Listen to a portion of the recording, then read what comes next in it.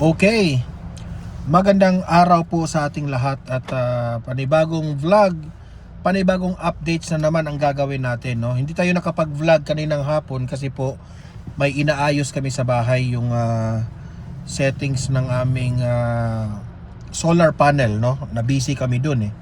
So ngayon, nasa car tayo ngayon nagva-vlog, no?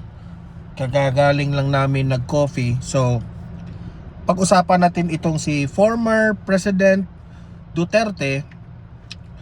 Meron pong photo exhibit na nangyari na dinisplay at sa Laan Van Regan in Gorbachev. I don't know with the pronunciation, basta sa The Hague, Netherlands itong lugar na ito. Okay, mamaya ipapakita ko 'yan kasi kinakalabutan po ako dito sa mga exhibit na dinisplay nila, no? Ipinakita yung mga highlights ni Tatay Digong. Okay?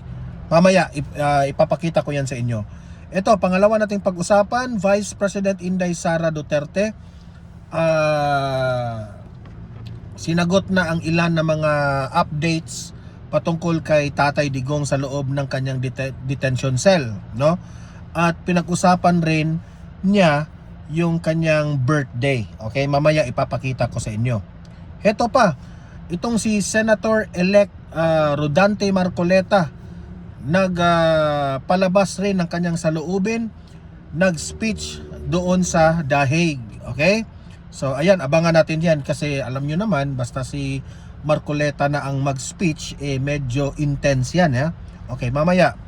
Eto, Senator Amy Marcos nagpakita rin doon sa The Hague, sa mga rally doon, at meron po siyang sinabi patungkol po ano ang kanyang gift kay VP Sara sa birthday, no?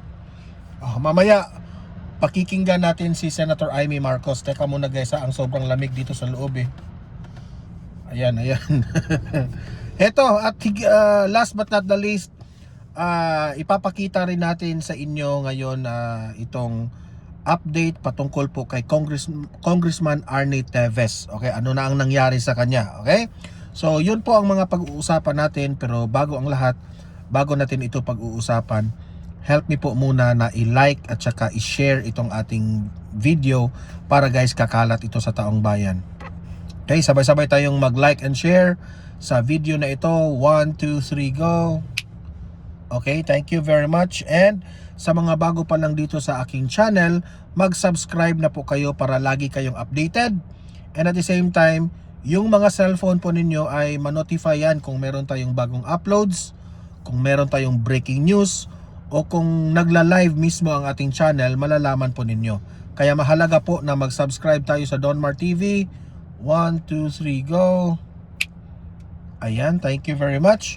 So ito, ipapakita natin itong exhibit ng mga ginagawa ng ating mga Duterte supporters patungkol po kay former President Duterte. Okay? Ito po ay nangyari sa The Hague, Netherlands, no? Ito i-play natin. Yan.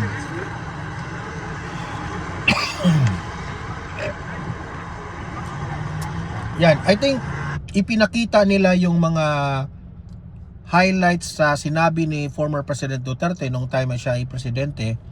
Tapos ipinakita rin yung kanyang mga nagawa sa bayan natin. Ito, no? Promise, ano ba to? To the people to bring change. Ayan, di ba?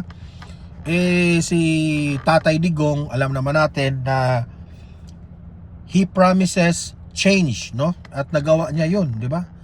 Sobrang dami, many to mention, marami po. Kung i-enumerate natin, hindi tayo matatapos. I remember Attorney Salvador Panelo doon sa kanyang programa sa PTV10 na inilatag niya bago umalis si Duterte sa Malacanang. Inilatag ni Panelo yung mga nagawa ni Tatay Digong, no? Sa loob ng 6 na taon kahit may pandemic. Doon pinakita, ayan, no?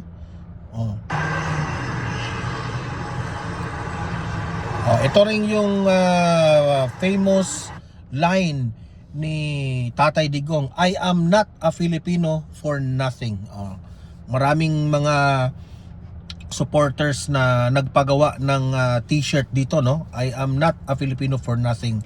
At yan po ang sinabi ni Tatay Digong. Ibig sabihin na naging presidente siya. Hindi ibig sabihin na kagaya ni Bongbong Marcos na parang display lamang sa isang room. Yung ginawa ni Tatay Digong nung panahon niya na naging presidente siya sa Pilipinas, tinitake advantage niya ang lahat ng kapangyarihan niya. Inilaan niya sa taong bayan kung ano ang magagawa niya para sa ikakaunlad ng ating bayan. Diba? Ito pa.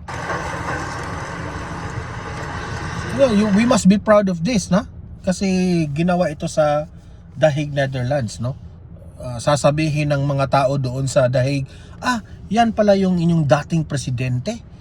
Bakit ba marami ang nagmamahal sa taong yan? Ayan, ito yung at least maa-understand po ng mga dayuhan na kaya pala mahal ng taong bayan itong taong ito. Ayan. Last breath, no? I will fight for my people until my last breath. Ayan, nakakakilabot yan, ha? Yan ang saying ni Tatay Digong. Tingnan nyo. Diba? Ayan. Ito naman ay sa The Hague. Picture sa The Hague. Ito rin. Dreams and visions.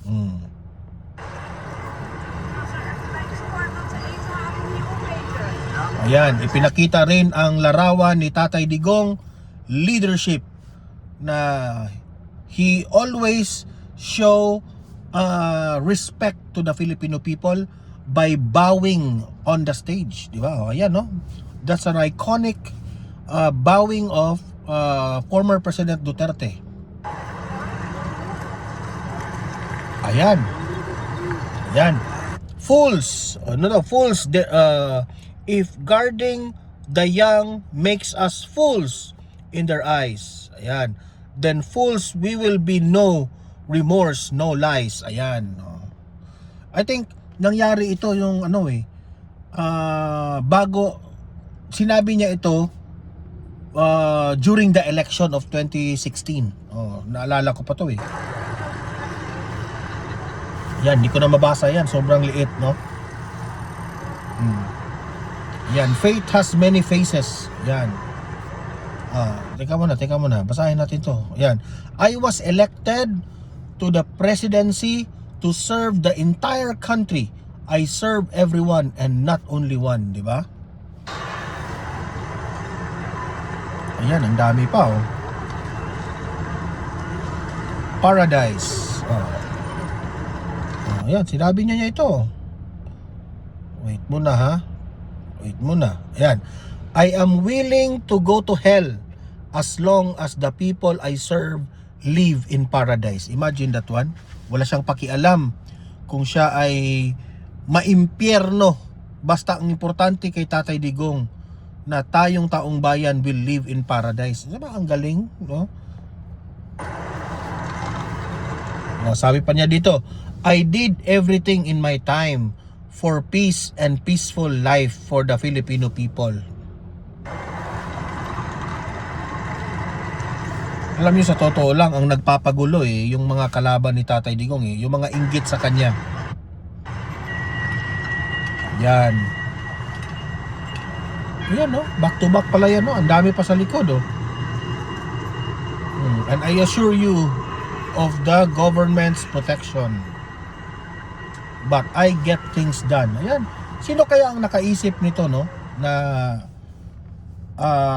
looking back at the what former President Duterte, yung mga sinasabi niya sa atin, di ba? So, kaya nga tayong taong bayan ay talagang nalulungkot sa kalagayan ngayon ni former President Duterte. Pero gayon pa man, move on tayo at we are praying and hoping na makalabas na po si Tatay Digong sa kanyang detention cell. Okay? So yun po, nakaka-proud yung sa loob ng The Hague, no? yung mga gumagawa nito, ang naka-idea po nito, no? Thank you very much, no? Patuloy nating suportahan si Tatay Digong. Heto, pakinggan natin ang update kay Vice President Sara Duterte dyan sa The Hague at sa patungkol kay Tatay Digong at ang kanyang birthday, okay? Heto, Vice President Sara Duterte, pasok! First question po, kamusta po yung bisita kay Tatay Digong and how is Tatay Digong now? Yes, unang-una,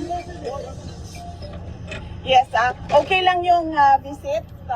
Na-late kami kanina, so 30 minutes late kami. So isang oras na lang yung nagawa namin sa pagbisita namin. And pagdating namin, nag-aantay na siya. And masaya siya nung nakita niya kami kasi alam niya na nandun kami to celebrate pre-birthday. So meaning to say, no, kung merong mga kamag-anak ni Tatay Digong na bibisita sa kanyang detention cell, they are only given 1 hour and 30 minutes. Okay? So klarong-klaro 'yan, ha?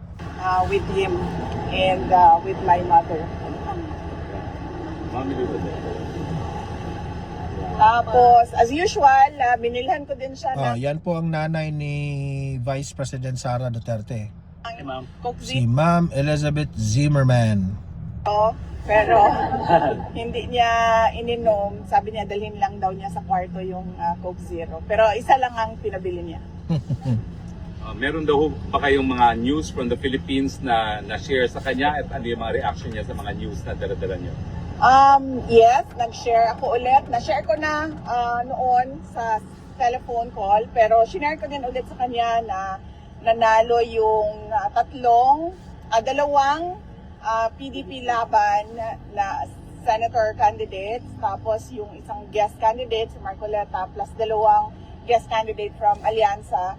Pero hindi pa tayo sure, ha, na itong sina Marcoleta at itong sina Robin Padilla at si Senator Amy Marcos rin, no, kung makakapasok sila sa loob ng tawag doon sa ICC, no, sa kanilang detention ni Tatay Digong.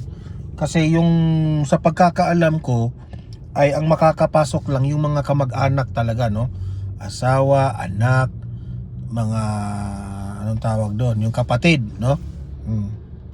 Senator Camille Villar at Senator Amy Marcos, and binanggit ko din sa kanya na nandito si Senator Amy Marcos pero hindi siya pinayagan ng ICC na makabisita at makausap si dating Pangulong Rodrigo Duterte, at nabanggit ko din ulit sa kanya na nag-submit si Senator Amy Marcos ng kanyang findings sa committee hearings niya from the Senate to the Ombudsman.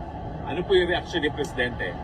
Unang-una, nagpasalamat siya, at pangalawa, sabi niya gusto nga daw niya sana makausap si Senator Amy, kaso hindi nga daw payagan. Pero sabi niya there will be another time for that.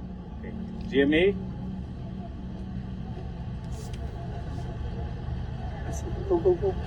VP, bukod po dyan, 88% po ng respondents sa SWS survey ang nagsabing mahalagang harapin ninyo ang impeachment at sagutin ang mga aligasyon. Para raw malinawan ang publiko at malinis ang inyong pangalan. Ano po ang masasabi niyo sa ganitong pananaw? Oo, I totally agree. Kasama ako dyan sa 88% na yan na nagsasabi. It's very clear na sinabi ni VP Sara, I want a bloodbath na impeachment, di ba? So, super agree naman si VP Sara dyan. Sang-ayon siya na matuloy ang impeachment na yan, di ba? At ako ay parang thankful sa opportunity na malinis yung pangalan ko at masagot yung mga akusasyon sa akin. Thank you po sa sagot. Last question po, napagdesisyonan po ng Senado na ilipat sa June 11 ang simula ng impeachment hearing. Gusto lang po naming marinig, paano ninyo po tinanggap ang balitang ito at ano po ang epekto nito sa inyo, kung meron man? Wala naman siyang epekto sa akin, no? Nag-iisip lang ako kung ano yung epekto ng delay doon sa kaso, pero iiwan na natin yan sa mga lawyers namin sa defense impeachment lawyers para pag-isipan kung anong posibleng epekto nun sa kaso kung meron man. SMNI, Anton? Hi ma'am, kamusta po kayo? Napakabait ninyo ngayon. Nakikinig sila, nakikinig. Bait sila kayo. Bait kayo ngayon. Ay, kailangan magbait-baitan. Kailangan magkunwari. Kaya lang yung microphone ma'am. Ma'am, tanong po ng SMNI, yung reaction niyo do, ma'am, any reaction po sa gusto ni BBM na makipag-reconcile sa mga Duterte? Sabi niya ayaw niya raw ng gulo. Unang-una, hindi na muna siguro ako magsalita about reconciliation dahil hindi naman mahalaga siguro ang mga personal na problema ng mga tao, no? Ang mas mahalaga is Ayun, no? Sa poll yun. Yung itong sagot ni VP Sara, di ba? Ano ito? Sampal ito sa mukha ni Bongbong Marcos. Ang ibig sabihin ni VP Sara, hindi niya sasagutin yan kung makipagbati siya, kung papayag siyang i-entertain ang presidente na makipagbati sa kanya. Kasi po, ang uunahin natin, hindi po mahalaga ang reconciliation. Actually, sa totoo lang, totoo eh. Hindi po mahalaga ang away politika. Hindi po mahalaga na magkabati si Bongbong Marcos at si VP Sara o si former President Duterte. Ang mahalaga po is paano matutugunan ng presidente natin ang mga problema, mga pangunahing problema. Yun ang importante, di ba? sa yung taong bayan at yung bayan natin. Yes ma'am, thank you po. Ma'am, kasama niyo po si Senator Amy Marcos. Nagkita po sila ni Attorney Kaufman. Ano po yung naging role ni Senator Amy sa case po ni PRRD? Ay, wala po. Wala pong role si Senator Amy sa case ni former President Rodrigo Duterte. Nandito lang siya para kausapin na si Attorney Kaufman kung ano man yung napag-usapan nila. Wala ako doon. So, mas mahalaga I think na-announce to eh. Isa rin sa mga layunin ni Senator Amy Marcos, bakit siya nandyan ngayon sa dahig, is ipasa niya yung mga resulta ng hearing nila sa Senado, especially noong mga irregularities doon sa paghuli ni Tatay Digong doon sa Clark Air Base, at ipapakita rin yan ni Senator Amy Marcos yung mga dokumento, no? Bakit marami pong mga lapses na ginawa yung pag-aresto kay Tatay Digong, okay? na makausap ninyo si Senator Amy Marcos. At ano yung isang tanong, sir? Yung role niya? Wala siyang Wala role po. Sa either sa defense or doon sa ICC prosecution case, wala pong role si Senator Amy Marcos. Ito ma'am, last question na lang kasi ito kasi yung usap-usapan ngayon. Ewan ko lang kung pwede ito. Kasi game po si Attorney Rowena Ganson na maging spokesperson mo. Kasunod yan ng pagkatalaga kay Attorney Abante bilang tagapagsalita sa ng House. While sa Malacanang, nandyan naman si Attorney Claire. Any comment po sa posibilidad na maging spokes niyo si Attorney Ganson? Opo. Hindi namin napag-usapan sa Office of the Vice President ang spokesperson. Pero saludo kami sa talino at tapang ni Attorney Rowena Ganson. Sus, grabe yan, no? Ako, excited ako dyan kung si Attorney Ganson ang magiging spokesperson ni VP Sara. Kasi gusto natin, no, may pantapat dito kay Attorney Claire Castro. Kung gusto niya magsalita, go lang ng go. Makikinig tayong lahat sa kanya. Siguro from the audience, one question. Ma'am, ang question po ma'am, kamusta po si Presidente? Meron po siyang mensahe para sa Pilipino na nasa Yes. Yes, ang message niya is we are all ruled by destiny and I am here because of my destiny, whether rightly or wrongly. Yun ang sinabi niya. Thank you. And isa pang update is napag-usapan din namin yung oath niya at pag-usapan daw nila ng lawyers niya kung paano gawin yung kanyang oath. Pero initially ang sinabi niya, I want set me free and I will take an oath. Yan yung... Yes! Ma'am, meron pong kanta ang mga Pilipino para sa iyo. 1, 2, 3, go! Happy birthday to you. Happy birthday to you. Happy birthday, happy birthday. Happy birthday to you. Okay, in behalf also with the at sa channel natin, sa mga audience rin sa Donmar TV, no, in behalf VP Sara, we like to greet you happy birthday, no, more birthdays to come, and sana maging totoo po ang mga pangarap mo sa buhay. Okay, so happy birthday po VP Sara. Mabuhay ka, Ma'am Inday! Inday Sara para sa Presidente!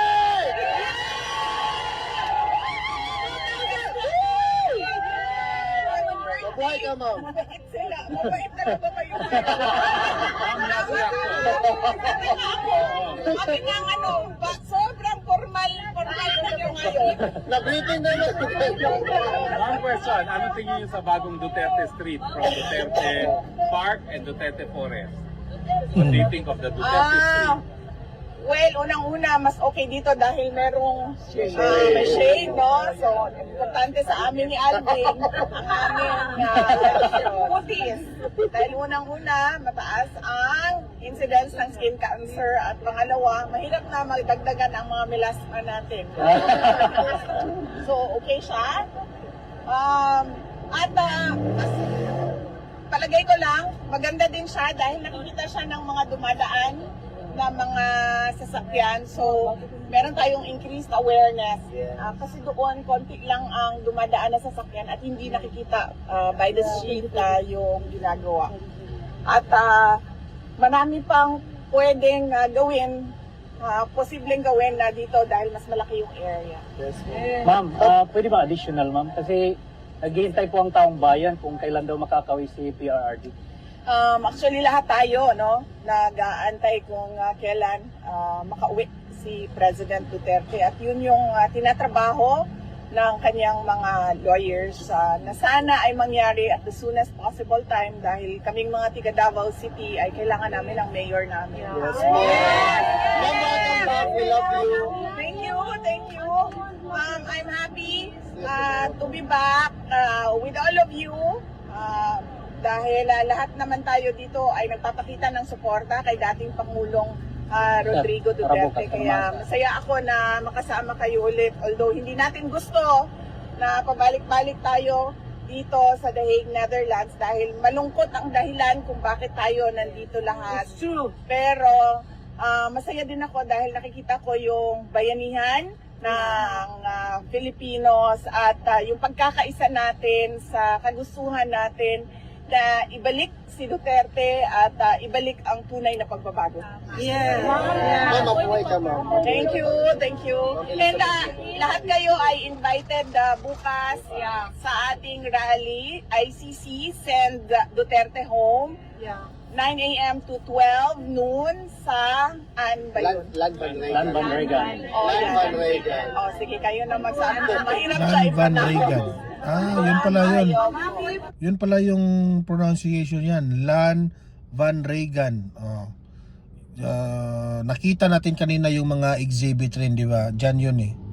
Ma'am, paperma daw. Hindi sa mga anak. Talaga yun ang pinumana sa iya. Anak, hilimo dyan na Ma'am Bibi. Fresh kid Japon ka, Bibi. Always and forever. Nagpalit ba akong sera dito mo ni mo no? Ma'am, thank you so much for giving us hope, really. Dapat magkuana lang ka. Endorsement mo. Endorse na yung Anong gwapa si Ma'am BP na original looks? Ring original kay. Correct. Welcome back, Ma'am Elizabeth. Ili na tama tingala anong gwapa si Vice President Sara Duterte. Ring original oh.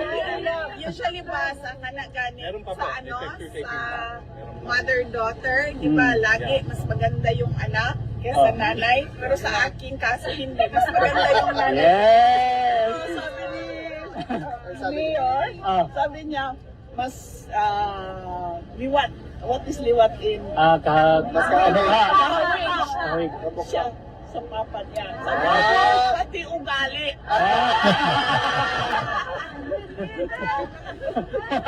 Ano bang masabi mo dyan? Mura na yung pirma?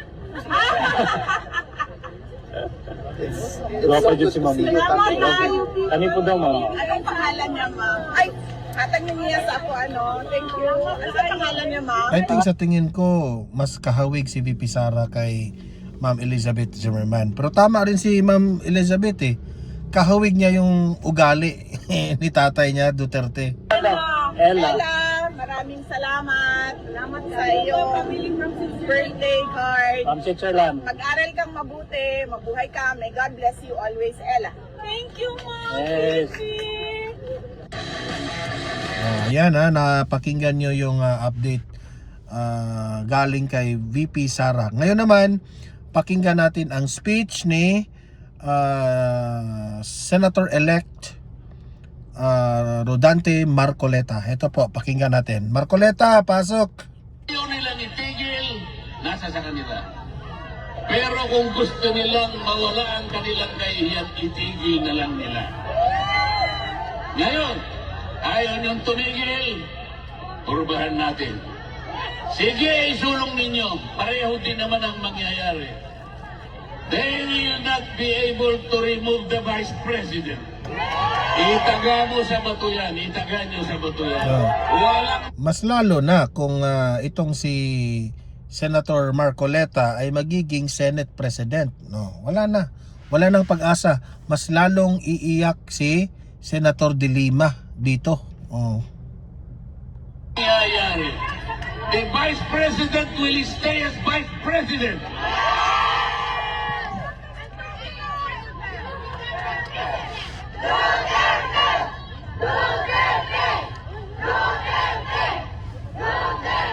Malungkot lang po ako sapagkat bago ako pumunta rito, gumawa po ako ng request sa ICC. Payagan niyo sana ako kahit ilang minuto lang makausap ko ang dating Pangulo ng Republika ng Pilipinas. Nakikiusap ako sa inyo, sabi ko, sapagkat gusto ko siyang makita ng personal para personal kong sabihin sa kanya ang aking pagpapasalamat. Dahil ako po'y naging senador dahil sa tulong niya. Marami pong tumulong sa akin, ngunit siya ay malaki po ang naitulong niya sa akin. Naghintay po ako ng mga ilang araw, 1 linggo siguro o mahigit pa. Hanggang ako po'y tumulak papunta rito, wala po silang ibinigay na sagot sa akin. Sa aking palagay, hindi rin po ako makakapasok para makausap ko man lang. Kahit na ba 3 minuto ay hindi nila ako bibigyan. Anong klaseng justisya naman yung ICC na yan? Dito pa naman sa Europa, ang akala ko dito mas matatag, dito mas malinaw ang justisya sapagkat magagaling silang mga tao. Pati ba naman yung 3 minuto o 5 minutong ihingin ko lang, makausap ko man lang, makita ko man lang, mahawakan ko lang ang kamay, makita ko lang kung anong kalagayan niya. Sapagkat malaking bagay naman po para sa isang tao na kagaya niya. Hindi po nila ibibigay siguro sa akin. Mamaya po, baka sakali akong pumunta ron, makita ko man lang yung lugar kung saan siya nakapiit. Pero huwag tayong mawawala ng pag-asa. Huwag tayong mawawala ng pag-asa. Sapagkat hindi pa naman po tapos ang laban.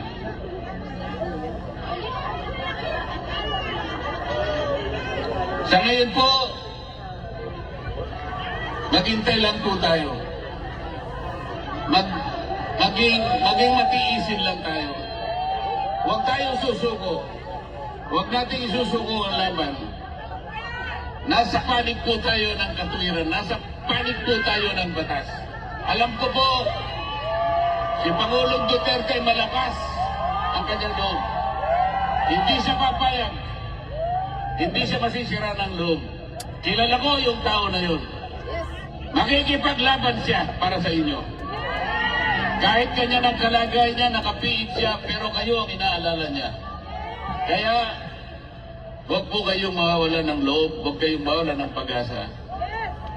Tatapusin po natin ang laban.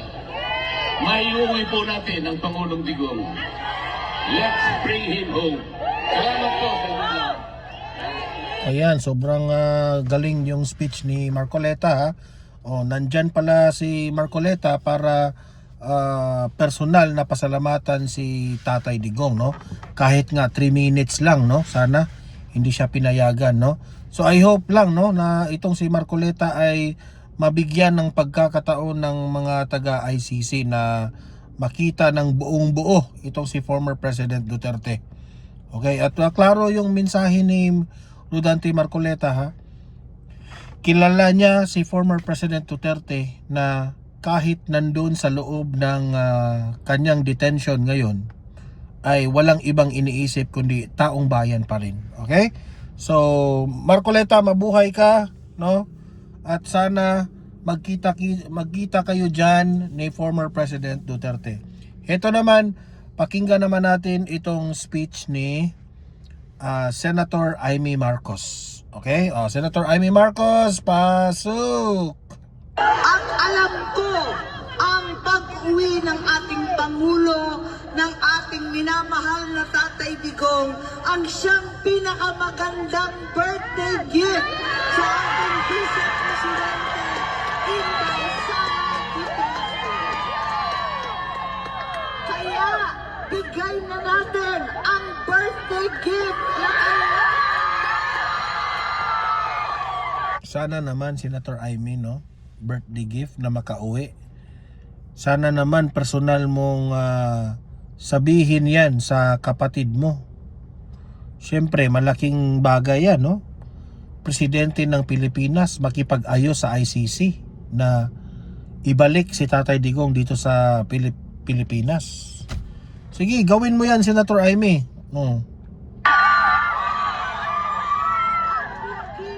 hirap ng ating Vice Presidente Inday. Sinabi na niya, hayaan na natin yung Quadcom at impeachment na yan. Baliwala na yung pang-aapi sa akin at sa Vice Presidential Office. Basta iuwi natin ang aking di ba? So, I think putol itong speech na ito. Pero ang point ni Senator Amy Marcos dyan, as what she said, no, sa mga media interview, na ang layunin niya dyan na pagpunta ng Dahig, hindi para magdrama raw, no? Kundi pumunta siya dyan para maghanap ng solusyon, no? Kung papaano ano ang pwede niyang gawa niya ng solusyon na mabalik si Tatay Digong sa Pilipinas. Senator Amy, sa tingin ko wala kang power dyan sa mga taga-ICC. Pero meron kang magagawa bilang isang kapatid ng Pangulong Marcos, no? Sabihin mo sa kapatid mo yan, no? Kung anong pwede mong magawa. Huwag ka nang dumaan kay Liza Tanas at ni Tambaloslos, siguradong ano yun, disturbo lang yun. Di ba? Ayan, ingat-ingat po kayo dyan, Senator Amy Marcos, and mabuhay ka. Okay? Eto, aside from the update natin patungkol dito sa nangyari sa Dahig, no? At sa nangyari kay update kay Tatay Digong, ngayon naman ay panoorin natin kung ano na ba ang kalagayan ngayon ni Congressman Arnie Teves, ang update niya, no? At alamin natin, ipakita ko sa inyo. Ayan, play natin. Hindi ko pala ito na ano Ayan, play. Binigyang diin ni dating Negros Oriental 3rd District Representative Arnulfo Arniteves Jr. na handa siyang humarap kahit kanino, maging kay Mayor Janice Digamo. Sa mga susunod na araw ay inaasahang formal na haharap si Teves sa korte kaugnay ng kanyang mga kaso. Ang pakiusap nito sa korte, sana maging mabilis ang buong proseso. Umaasa rin siya ng patas na paglilitis. I always hope for a fair game wherever the ball game will be. In any game naman, be it sports, be it judicial, be it whatever. Dagdag pa nito, kahit noong nasa Timor-Leste pa siya, ay kinakailangan niyang harapin ang kaso para matapos na anya ang lahat. Kabilang sa kasong kinakaharap ni Teves ay 10 counts ng murder, 13 counts ng frustrated murder, at 4 counts ng attempted murder. Samantala, nagtakda naman ang mga kondisyon ang Timor-Leste sa pag-deport kay Teves. Kabilang na rito ang hindi pagsasailalim kay Teves sa political prosecution, torture at death penalty. Dapat hindi lalagpas sa 40 taon ang parusang pagkakakulong kapag mahahatulan. Sagot naman ni Department of Justice o DOJ Secretary Crispin Rimulya na walang death penalty sa Pilipinas. Wala naman talaga. We don't do that. It's not state policy. Tiniyak rin ng NBI na hindi sasaktan si Teves. Pansamantala ngayong nakadetine si Teves sa National Bureau of Investigation o NBI facility. Yun kasi yung kinatakutan ni Congressman Teves na ma-torture siya, di ba? Yan ang lagi niyang binabanggit. So, binabantayan siguro ng Department of Justice ito, no? Kung yung especially itong mga high profile case na ito, mahirap na kung mayroong mag-leak na pangyayari na tutorturin itong si Teves, no? So, ayan, binabantayan yan.